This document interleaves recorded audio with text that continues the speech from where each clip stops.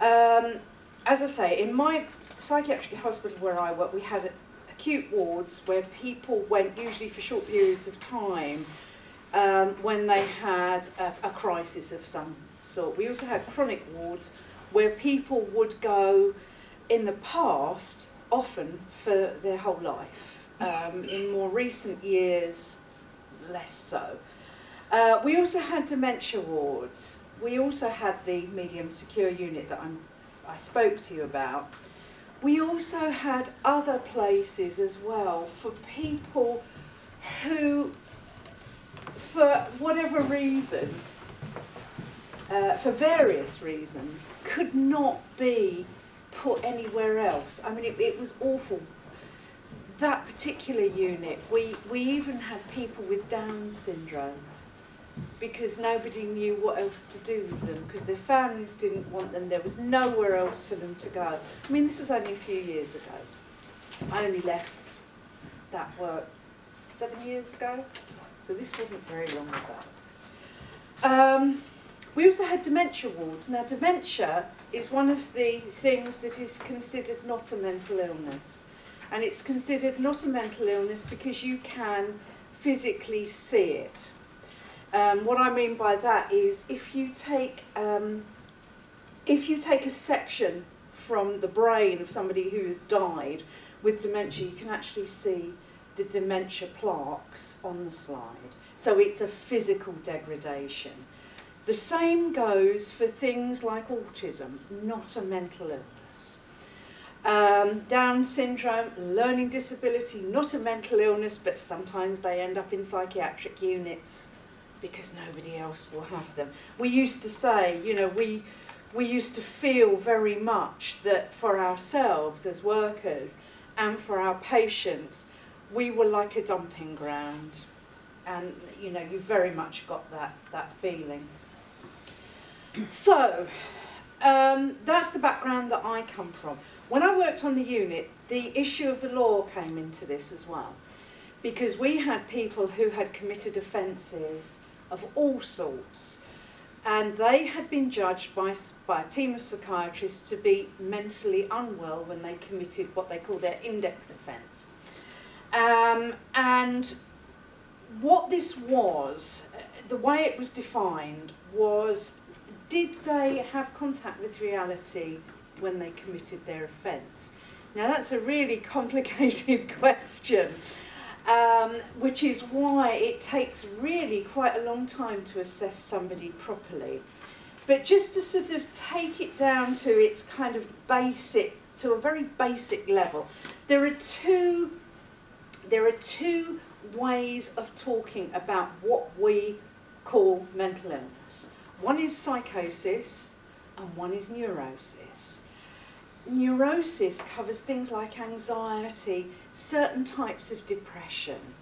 I know one of our doctors had a very rude expression that he used to use for our patients on the acute ward because he never believed any of them were really ill. He used to say, oh, here they come, the neurotics, they're walking well.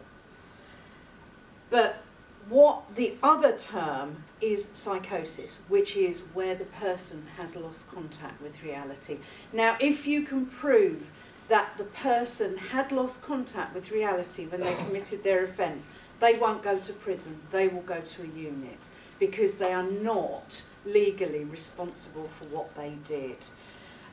It's a very, very hard one to assess. I would not like to be a psychiatrist in that situation. And just to give you a quick example here, the other thing about this situation as well is that some people who are what we would call sane, which I don't really know what that is anymore. I don't think I have it myself. I don't think I suffer that way. But somebody who was, according to these standards, sane, came to us once for assessment because he had been exhibiting some very strange behaviour in prison, and they wanted us to reassess him. And oh, he was all over the place. He was trying to throw his bed out the window. All sorts of things were going on. And we used, I remember we all sat round with him and we used one of the methods that we employed to, as we used to put it, sort the men out from the boys.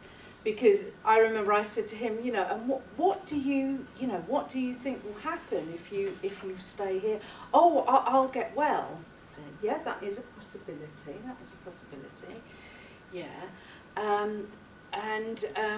You know, how long do you think you'll be here?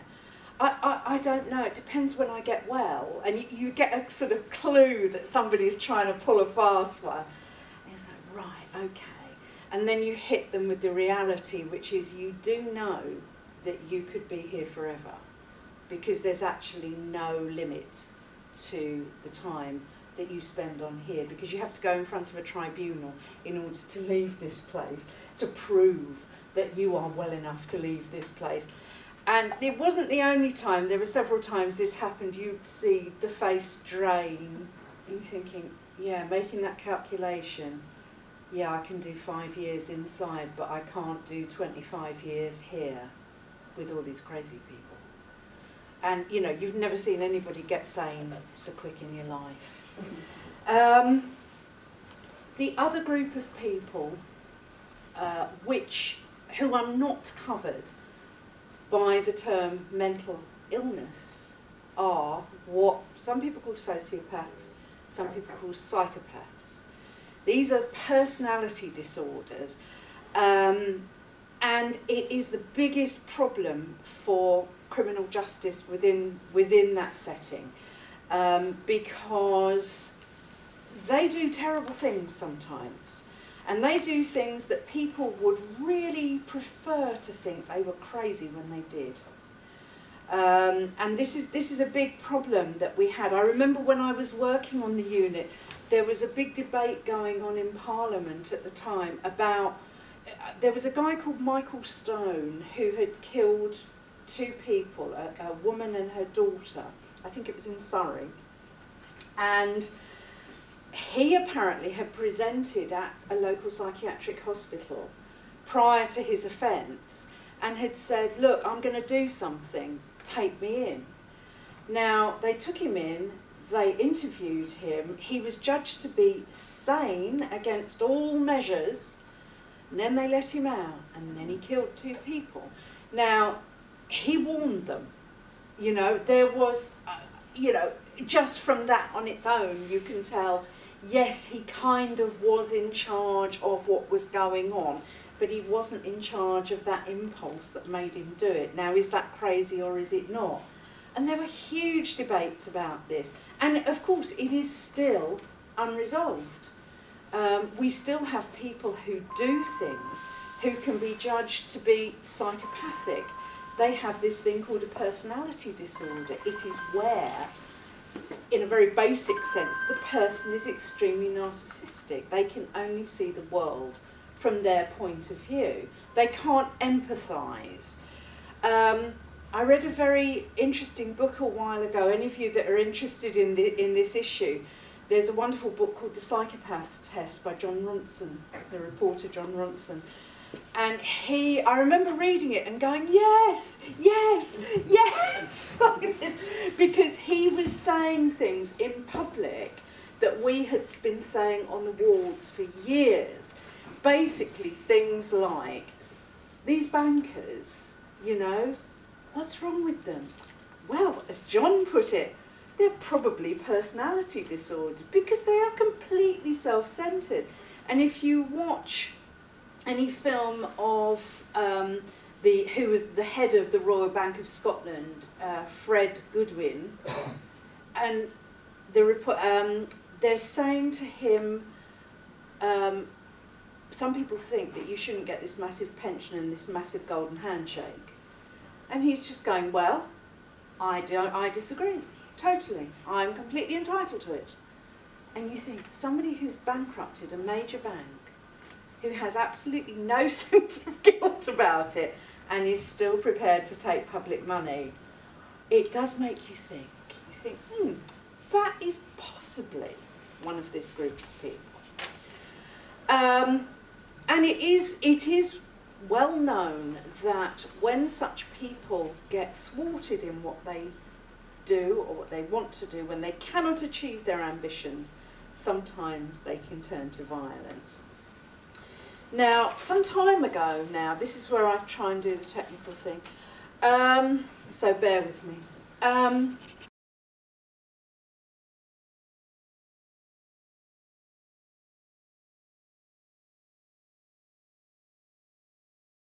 This is a dinner. This is in Istanbul, and it's a dinner that this Mr. Ersoy is giving in aid of a charity, a drugs charity that is run by by a friend of the detective, my detective Çetin İkmen. And it's a very, very sort of, you know, it's a very posh do. Ersoy he's connected to, as most of these people are. I mean, if you ever, I don't know if any of you have been to Turkey, or if you ever go and, you know, you go to one of these posh do's, which I've been to a few, you'll find that, you know, quite a few of the people there will introduce themselves as Prince something or Princess something, because although the royal family have been deposed, they all still like to keep their titles. Half of them have got no money, but this one actually has. There's a few that still have money, and this one does. He's a very kind of exotic figure. He's sort of less likely to be as open as he is in this book here, because things have changed a bit in Turkey recently. Things have got much more difficult, but he's openly gay, which a few years ago was absolutely fine. Not so fine now. Okay, so they're all at dinner, and there's a couple of doctors there, the Sarkisian brothers, who are opening this clinic. And it'll just give you a sort of idea of what this guy's like. By the time the fourth course had arrived, being consumed and the dirty dishes taken away, the guests, who were rather more spare in stature, like Ikmen, were beginning to feel really rather uncomfortable. Although individually quite small, each dish had been incredibly rich, and the combination of delicate fishes, piquant morsels of red meat, plus a garnish of buttery phyllo pastry, had rendered quite a few of the guests virtually immobile. Not so, however, Mohammed Ersoy, who was, despite copious quantities of wine and champagne, quite as lively and entertaining as he had been at the beginning of the evening. In response, however, to a whispered request from Krikor Sarkisian, he did eventually catch the mood of the party and announced a short hiatus in the banquet for, he said, smoking purposes. Ikmen and Father Nikos, plus 2 or 3 other men the policeman did not recognise, did not have to be asked twice and lit up immediately. There had been a time when the whole party would have burst into joyful flames, but as Ikmen sadly acknowledged, Turkish habits were changing in line with more European mores, at least within the confines of the upper classes. Ersoy, who was leisurely unwrapping a large Havana cigar, turned to Krikor Sarkisian and said, "So I understand it is your opinion that we should site this centre of yours in the district of Bayezid." "That's right," the older Sarkisian agreed. "In the very belly of the beast, as it were."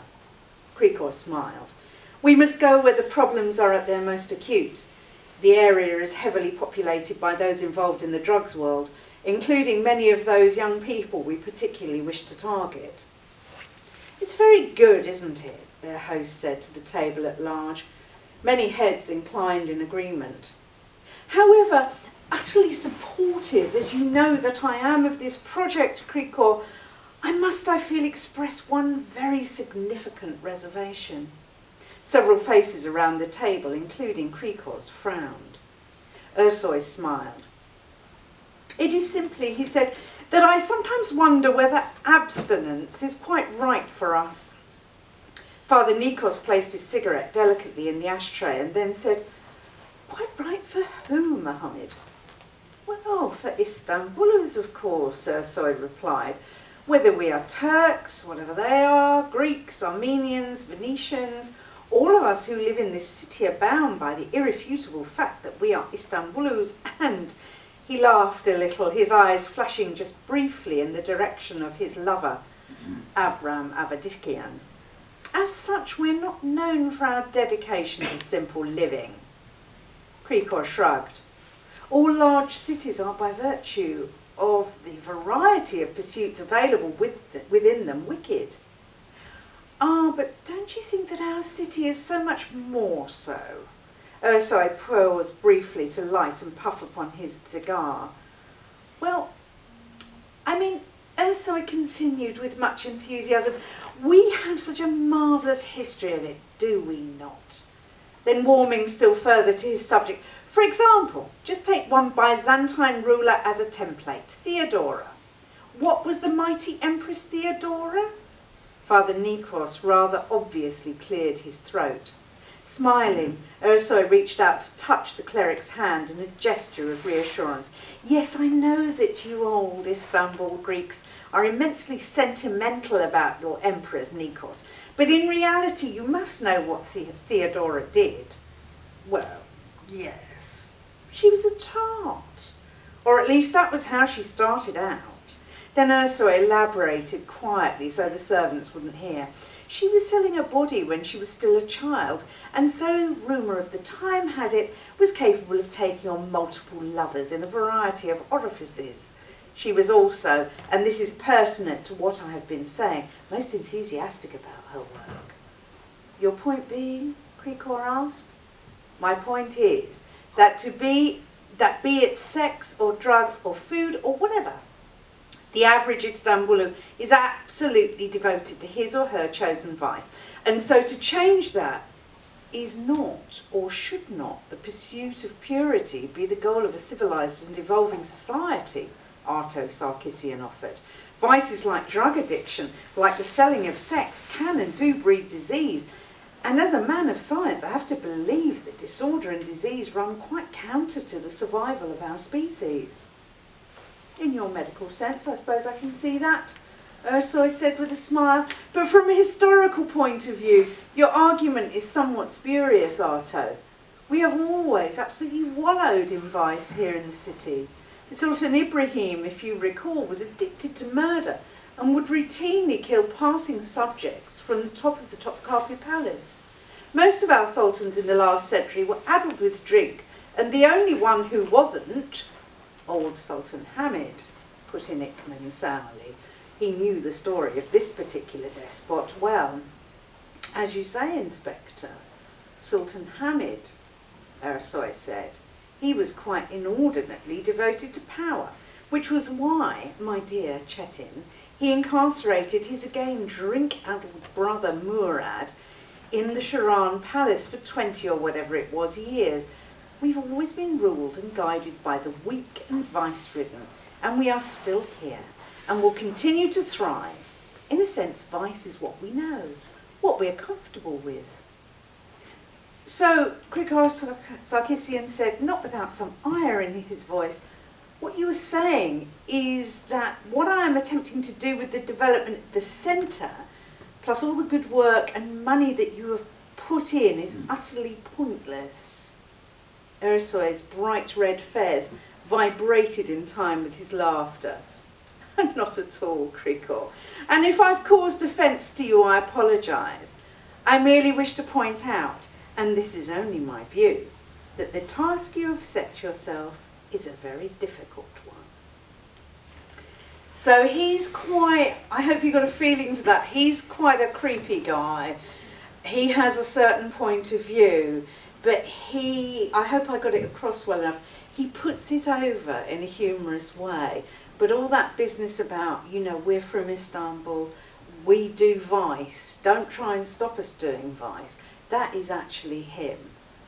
And he's putting it in that way, as a lot of, it is said, and I have experienced, and so have other people with personality disorders sometimes behave like this. I use this as an example of a classic person with personality disorder who actually does go on to commit a crime, as you can probably imagine. But what I want to put over here, just before Ian starts his piece, and the whole point of this evening really, is somebody like Ayirs, we can talk about him a bit later on. How he is doesn't come out of nowhere.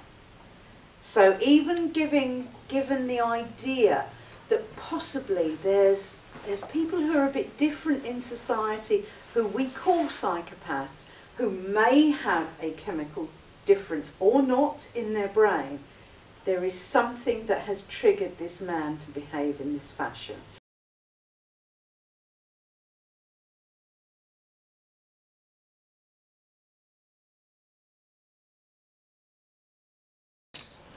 Yeah, or like I've got an anxiety disorder.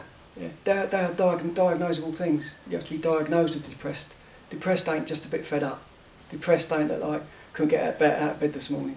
Depressed is when the world is so black, there is no point to getting up. There is no point to anything. So when people use, if you like, counselling words as everyday idiom, yeah, it muddies the waters a little bit. Yeah, it really does blur it. So, I mean, I go to like this crime festival in Harrogate, and it's brilliant, it's really good. But we have a lot of talks there about what is the job of crime fiction. Now, as far as mental health issues are concerned, I'm really passionate that mental health issues in society are treated seriously. It's, in Agatha Christie's days, God love her, the butler did it. Yeah. You weren't told what made the butler do it. What in his life caused that butler to end up killing someone. It's just the butler did it. In the 1930s or whenever it was, that was all right, that done. Yeah. Today, I think the readership deserves more than that. They deserve, well, what led that person to be like that? And given their set of circumstances, would we have been any different? Yeah, if we'd have had their lives, would we have ended up doing this terrible act? Yeah. I think readers deserve that, and I think it's the duty of crime writers to give them that. And I know there's people love a stereotype. Yeah, readers love stereotypes as well because they're easy, you know. And serial characters that do the same things at the same time in the same way. It's great. But I do think with crime fiction, it deals with such serious issues like life and death. Yeah, and kill someone in the book, you can kill. That's a great thing about being a crime writer as well. You can kill anyone. No one knows who they really are but you. Yeah. But it's you're showing, say, a family breaking apart. Yeah, in a book. Yeah. Now, everyone has had instances in their families where they break apart. So when you're writing about a family breaking apart, you're tapping into the reader's sense of that as well. So you can't just write it blithely. Yeah. You've got to take it really seriously. And I'm beginning to think, just as I'm talking, because I'm making this up as I'm going along, like I always do, that if you're going to be a crime writer, you need at least a rudimentary knowledge of psychology, counselling, that sort of world. Yeah, because you can't just pick these ideas out of a magazine or off EastEnders and put them in a book. That's denigrating the reader straight away. So have respect for the reader is paramount in writing. You're writing for the reader, not for yourself, you're writing for the reader. So to write, for me, it's about courage. If you're writing about someone who's losing touch with reality, yeah, as Barbara spoke about, then you've got to write that, and you've got to know what that feels like. Otherwise you've got no right to write about it. Yeah, none at all. If you're writing about what it's like to lose someone, because obviously in crime books people come and go more often than not, and leave people behind. You've got to know what that feels like. Yeah? Otherwise, what are you doing writing it? You've got no right to drag the reader through something you know nothing about. All right? So my, if you like, counselling background has led me probably to take crime fiction more seriously than I ought to. Probably ought to think, it's just a book. But the passion I've got that you do these, you don't play with people's emotions. You know, you do it the right way. Yeah. Because nowadays, well, I know from my interactions with people that readers are much more sophisticated than they used to be. You know? And you get programmes like CSI and all that. Crime fiction is much more complex now than it used to be. Yeah, society is much more complex, and crime fiction has to reflect that.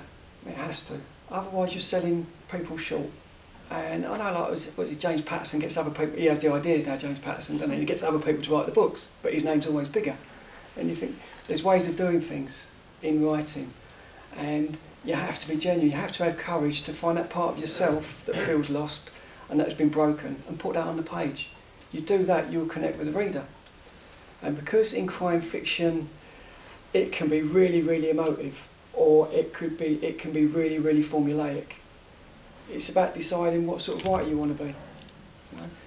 But if you're a reader that wants genuineness, you will tell from a book when a writer is just going through the motions. It will stand out straight away. And a reader will put that down. You know? You've got to connect with the reader, and you can only do that by connecting with your own pain, if you like. And I'm going to read a story out in a minute. I was asked by an American publisher about 3 or 4 years ago. He was putting together an anthology in aid of child abuse in America to raise money for awareness. So the way I write, I just write whatever's in my head, write it down, it becomes a story. I don't think about it, plan anything. And what came out was something completely different from what I normally write. And it terrified me, and it's grim, and there's no jokes or nothing. It's really grim stuff. And anyone who's read any of the books, it's complete. I've never written anything like this. The stuff I normally write is very simple, very heartfelt, very sweary. There's no swearing in this, no nothing. So that's I don't have to warn you on that. And what I realised by the writing of it is how, when a character, to me the characters are real. So when someone starts off on a path of brokenness and there is no intervention, nothing comes in there to sort of pick them up and put them in another direction. Yeah, there's an inevitability about their sort of path to a tragic end. Yeah. And to me, society has got that responsibility to pick people up and be there for them, which is why it's scandalous, why places like women's refuges are being shut down and places like that, because they're the things that stop that inevitable slide, yeah, into brokenness. So I'm going to read this out now. It's about 10 minutes, so if you can stay awake, it'd be great.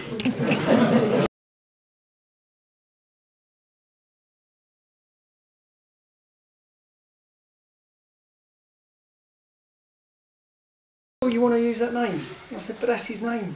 Why should I deprive that man of his name? And if anyone looks at, say, we've talked about this the other day, haven't we? Look at like Victorian names. There's some absolutely mad ones, completely mad. So the maddest one I think I ever found was a girl's name in Victorian times. Yeah, this is absolutely true. Murder. There was a girl's name, Murder. Ridiculous, isn't it? Yeah. It's a first name. Yeah, first name. Yeah. Murder. It's mad. Anyway, yeah. The Drowning of Jeremiah Fishfinger, and it's a bit grim. Right. Can everyone hear me, by the way? Because that's a start. Good, thank you. Right. Jeremiah Fishfinger. Oh, I see my eyes are terrible. I'm going to try it there. Jeremiah Fishfinger began life between the wars, the youngest of 6, 3 boys and 3 girls, a strain on their parents, every one. His father, a boatman and a bully, worked all day on the Royal Victoria dock. He would come home from work, drunk and loud, and beat the children with a bicycle chain. And as he did so, Jeremiah's mother kept to the kitchen, scrubbing the sink till her hands bled. When Jeremiah's father would eventually pass out in the armchair, his tears blinding him to the barbarity of his actions, Jeremiah's mother would gather the children to her breast and salve the pain with buttered crumpets and assurances that their father really loved them very much indeed. But Jeremiah knew different, and fought back with spiteful words, sneering and snarling, until he felt the back of his mother's hand on more than one occasion. As he lay awake at night, his father's snoring filling the house, his mother's sobs breaking out his heart, Jeremiah would dream of what it would be like to be blind, to live in a world of complete darkness. And then, when he felt himself right on the edge of comfort, he would close his eyes ever so slowly and dream of colours. It's a wonder Jeremiah survived till his 8th birthday, but he did. September the 7th, 1940. And on that day, young Jeremiah looked into the skies, planes like birds, rising and falling, bursting asunder like the colours in his dreams. Jeremiah's brother Charlie, the eldest Fishfinger, was sent away with the soldiers to fight in North Africa, Ernie the next along to Burma. The two eldest girls, Sophia Mary, turned lathes in a munitions factory on a commercial road, and little Annie found herself in a sweet factory in Limehouse making blackjacks. Being on the docks, Mr. Fishfinger carried on his important work, loading and unloading, moving things here and moving things there. He volunteered as a fireman from the first days of the war, carrying a small child from a burning building in Custom House and gaining a reputation as a man reckless and brave. He was the last to leave the exploding munitions factory on the commercial road where Sophia Mary worked, his face streaked with grease and black and blood, his daughters lost. The funeral of Sophia Mary took place in the drizzling rain at St Margaret's and All Saints Church on the Barking Road.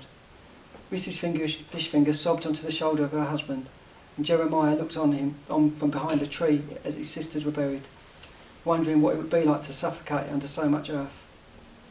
Mr. Fishfinger lost a piece of his heart that day the munitions factory went up. He said so himself, and from that moment on he ceased to beat little Annie. Indeed, it seemed as if a part of him had softened. He would hold Annie close, open himself to her tentative advances, and whisper into her ears she was such a special girl. In his work as a wartime firefighter, Mr. Fishfinger became even more fearless. Flames dare not touch him, and huge lumps of masonry fell about him as if the grief he suffered shielded him from further pain. Still he beat Jeremiah with a bicycle chain, but it was with a heavy heart and a steeled tongue. Jeremiah jumped off the Southwark Bridge just short of his 10th birthday, whilst playing with little Johnny Cottle from across the street. Johnny jumped in to save Jeremiah and was drowned. Mr. Smithson, a haberdasher, pulled Jeremiah out and pumped the water from his lungs with big iron fists, and Jeremiah hated him for it. It's a bit grim, isn't it? Jeremiah continued to spend his days alone, spotting airplanes and sifting through the London debris for something he could make sense of. Mrs. Fishfinger was killed in '44 when the Woolworths on the Bethnal Green Road took a direct hit from a V2 rocket. Jeremiah was 12 years old. Mr. Fishfinger broke down and laid aside his bicycle chain for good. He continued his firefighting work with until a concrete slab of street whipped his legs apart when a hitherto unexploded bomb went off in the East India Dock Road. With little Annie working in the sweet factory in Limehouse 10 hours a day, Jeremiah was left alone with the father he hated, the father he had to take care of, to wash, to cook, to clean for. Day after day, and the fire burned. Jeremiah was able to quell his hatred by locking himself into the day duties of his life, boiling the potatoes and peeling the carrots for dinner, scrubbing the front step, keeping the windows gleaming and bright. If not for this, Jeremiah would not have been able to block out the disgust that overwhelmed him as he washed his father in the tin bath in the kitchen. Even the occasional incontinence, though he felt his father's shame, could be dealt with, mechanically, without fuss. But worse by far were the drunken, penitent looks from his father, and the slurred and tearful words of remorse about the beatings he meted out in days gone by. At these, the blood of Jeremiah would begin to rise, and the walls that kept him together would shudder and shake. Charlie Fishfinger returned to the family home in March of '45, exhilarated by his wartime exploits in Al Alamein and Monte Cassino. Ernie arrived a few months later, a victim of the Japanese prison camps, his body and mind too badly broken ever to recover. Charlie was a hero. He had medals and a mop of hair and a shoulders back steady gait the girls squirmed over. But he couldn't stand to be in this house of misery. Meanwhile, Ernie sat in his mother's old armchair opposite his broken father and spent hours wide-eyed and mumbling. And so the war ended. A newfound sense of hope filled the streets. A new day had begun. But not for Jeremiah Fishfinger, not for him. For him the scars would not heal. His heart was too ravaged, the cracks too deep. Charlie soon left to train the Hottentots in Botswana, and only slept safe and sound behind the asylum walls. It had been 6 years almost to the day since Jeremiah jumped from the Southwark Bridge. 6 years of a life shattered beyond hope. Jeremiah's father faltered and stumbled from the front room, the place he'd bedded down in since the night his legs were ripped off by the flying slab of concrete. His whole weight bore down on 2 wooden crutches, pain carved into his face. When he neared the table, he swung himself into his chair and laid the crutches down, his entire face oozing sweat. "Morning, Jeremiah," he said, stern and functional. Jeremiah continued to stir the porridge on the stove, his back to his father, his knuckles screaming white around the wooden spoon. "I said, 'Morning, Jeremiah.'" Jeremiah inclined his head slightly to view his father from the corner of his eye, making sure he continued the same rhythmic stirring of the porridge. "Morning," Jeremiah said. Satisfied the order of things had been set for the day, Jeremiah's father settled himself at the table and fell into a reverie, his head lowered to his chest, and the porridge steamed and the porridge bubbled. Jeremiah thought of little Johnny Cottle, all those years ago, struggling for breath in the water, and he remembered Johnny Cottle's eyes open as they stared, pleading, scared and unseeing, as little Johnny sank to the bottom of the river. "Don't let that porridge burn, boy," Jeremiah's father said. "Burn like the streets, burn like the planes that fell from the sky, burn like Mary and Sophie, burn like Mum. Did you hear me, boy? Did you hear me? Burn like Mum. Johnny Cottle, Johnny Cottle, Johnny Cottle." Jeremiah scraped the wooden spoon one last time around the inside of the pot and turned off the gas. "That's it, boy. Now hurry yourself before it gets cold." Hurry? Hurry? There was all the time in the world. For what is time but the passing of days? Days in which your loved ones perish, your heart breaks and your dreams shatter. Time means nothing when you're watching fragments of the world go by through the eyes of a grief-torn child. Jeremiah poured the porridge into the 3 bowls set out beside the stove. He watched as the porridge glooped into place until it glooped no more. He watched as the steam rose from the bowls in dancing pirouettes and disappeared forever. Jeremiah knew the time was not long. "Boy, boy," "Not long, Dad, Father, oh Father of mine." Little Annie pranced into the room, hair tied back, the same old life-giving smile upon her face. "One of a kind, Annie, a beauty, an angel from on high." "Morning, Dad," she said, giving her father a kiss on the top of the head, taking her place at the table next to him. And the darkness that was upon that man gently lifted in the presence of his only daughter, as if blown in by a summer breeze. "Morning, my darling," he said. Jeremiah set the bowls on the table and sat opposite his father. Boil and bubble, toil and trouble. Jeremiah scooped spoonful after spoonful of porridge into his mouth, not swallowing, not tasting, just filling the empty space. "Eat your porridge properly, boy, or I'll ram it down your throat." Jeremiah wanted to laugh. That stupid man, that stupid, evil man. Jeremiah ate faster, filling his mouth entirely before looking up at his father and slowly swallowing the pain. "Boy!" Little Annie jumped, her spoon tumbling onto the table. She picked it up and carried on eating, her head down, dreading the moments to come. But those days were no more. Her father had no legs. The bicycle chain hung limp in the shed from a rotting, rusty nail. Little Annie spooned the porridge mechanically into her little mouth, the delight of the day now shadowed in fear.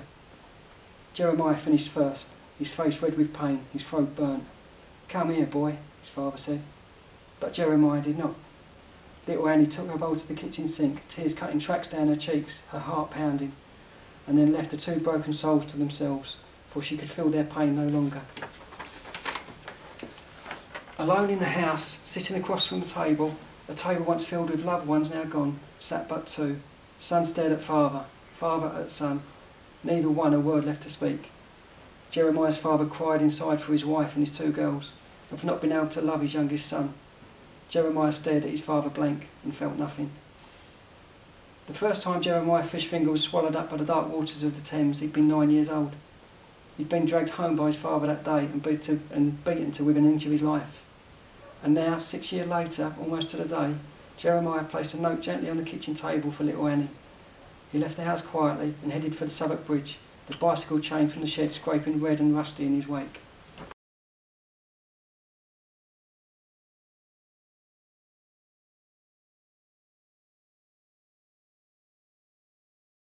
He did terrible, terrible things. But he came from a childhood as well. Yeah. And he saved children from fires.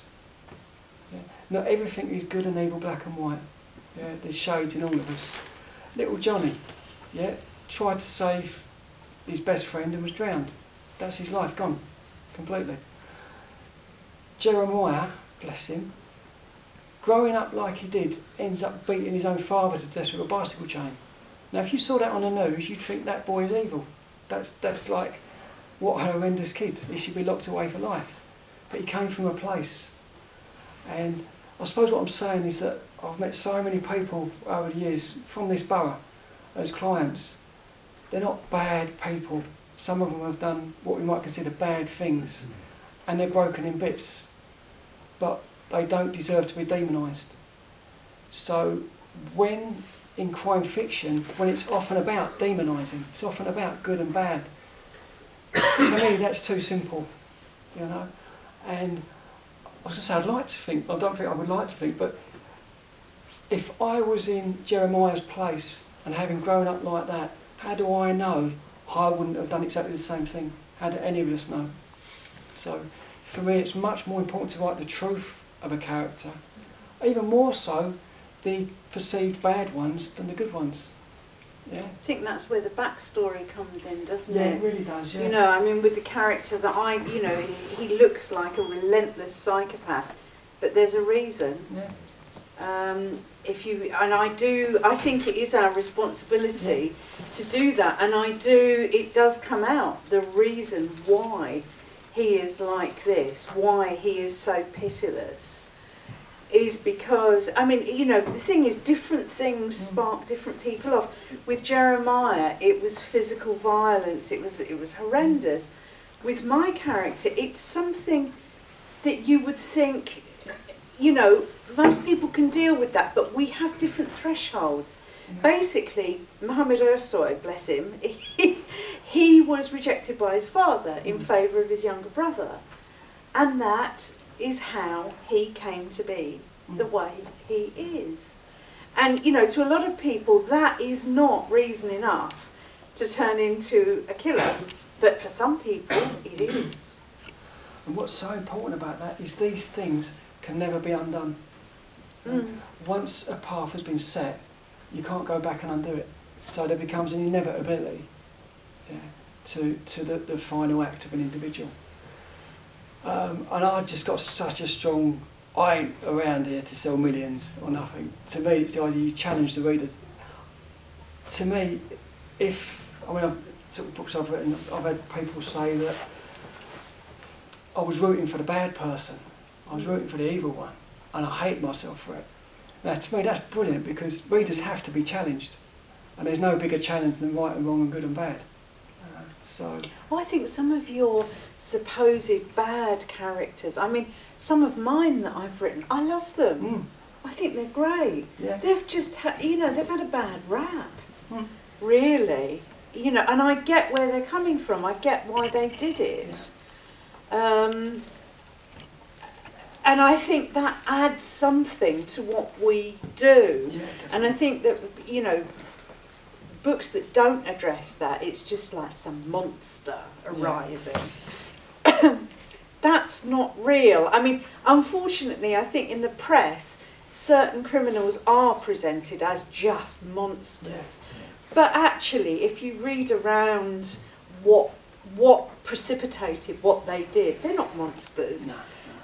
What they did may be monstrous, but who they are is, like Ian said, it's usually an extremely damaged person who suffered really horrendously in their life. I think I was right, it's not about exaggerating the act of a person, but it's about trying to understand where that might have come from. Yeah. And because it's all degrees, I mean, like Jeffrey Dahmer put bits of people in his fridge, which, you know, is not the thing to do. Not usually. No. His childhood was appalling. Yeah. And so to me, it's, as a society, when does a society start taking responsibility for the actions of its citizens?